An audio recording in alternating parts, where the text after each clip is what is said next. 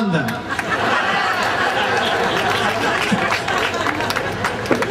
Visca Holanda, i Holanda és un país que es va independitzar d'Espanya el 1585.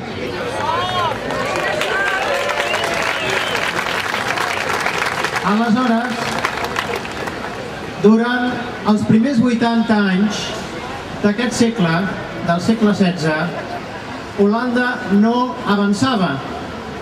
No hi havia manera d'avançar, estaven només... Precisament en aquests anys, als anys 30 del segle XVI, un senyor que es deia Calví va venir aquí perquè els espanyols i els catòlics neerlandesos els volien prohibir la religió protestant.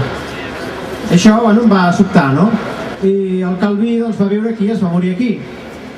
I de fet la raó principal per la qual Holanda es va independitzar d'Espanya era una raó religiosa, però també sobretot una religió d'opressió de la llibertat. Bé, jo aquí volia parlar d'un parell de coses. Vull parlar de cendres que hi ha per l'aire, i vull parlar d'Alemanya, del meu país veí, de l'Angela Merkel, que ara està amb molts problemes, i no m'enrotllaré molt, La història de la cendra. Quan jo vaig organitzar, jo soc el fundador d'Holanda Decideix, i quan vaig organitzar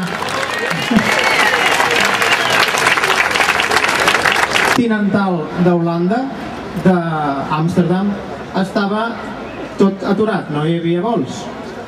I tothom em va trucar i em va dir, el Xavier Mir em va trucar, em va dir em sembla que no podré venir, el Josep Miquel Servià també, el Cercle Català de Negocis també, el Diego Arcos també, i jo me cago en la puta, vaig dir, em quedaré jo sol per les cendres.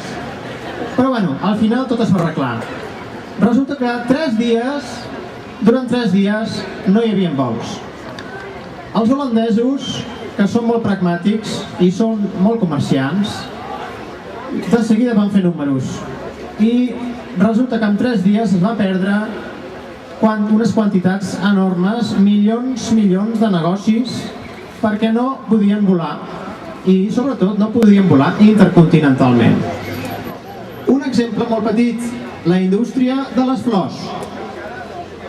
A Holanda, al costat de Schiphol, hi ha una ciutat sencera plena de flors i per allà 24 hores al dia van passant els camions i van volant les flors a tot arreu del món.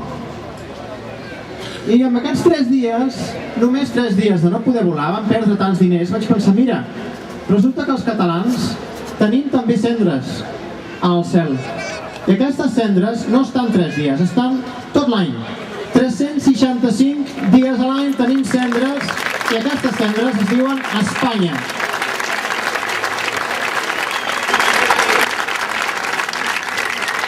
Alguns diuen que quan surts de l'estranger que se't passa l'independentisme. A mi és al revés, no? Un altre exemple, que és un exemple molt actual, és el d'Alemanya, que, com sabreu, resulta que l'Angela Merkel ara està amb molts problemes perquè ha de deixar a Grècia 22.000 milions d'euros. Una xifra que em va fer pensar. Vaig pensar, mira, 22.000, això em sona. A què em sona?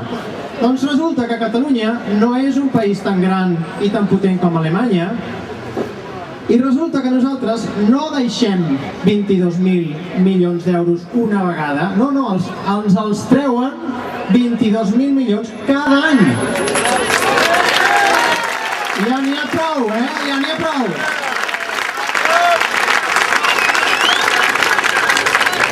Aleshores jo el que no entenc és com és possible que encara quedi un català que no sigui independentista. No ho entenc. I bueno, jo aquí porto el logotip d'Holanda Decideix. Estic parlant, ara parlaré en nom de totes les coordinadores internacionals, que són Holanda Decideix, Suïssa Decideix, Quebec Decideix, Essen, Hamburg, i ara no sé si me'n deixo alguna, Irlanda decideix. Aleshores, la pregunta que es va fer era: voleu un estat català o voleu un estat espanyol? Els resultats d'Holanda.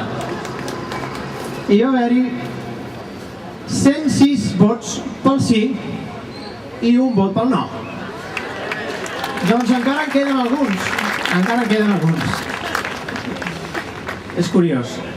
Aleshores, jo el que ara faré és llegir un manifest.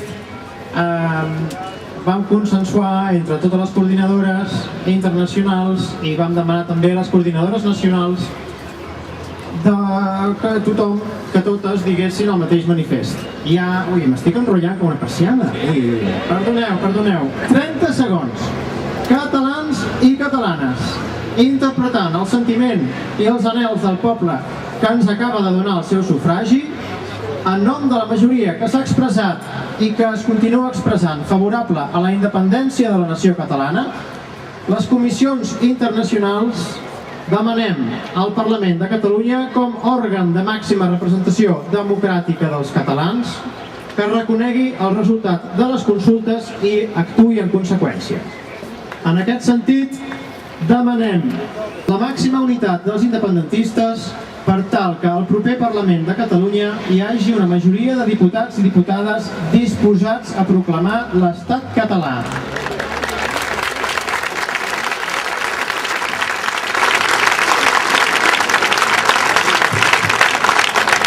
Per poder després convocar un referèndum de ratificació sota l'auspici de les Nacions Unides. Per això mateix apel·lem a tots els catalans i catalanes que han votat afirmativament els referèndums que per coherència votin en el mateix sentit a les properes eleccions al Parlament, per fer possible que Catalunya esdevingui un estat de dret, independent, democràtic i social i integrat a la Unió Europea.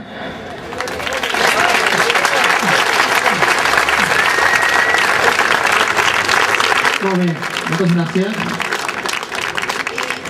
Visca Catalunya! Visca Holanda! Molt bé, seguim.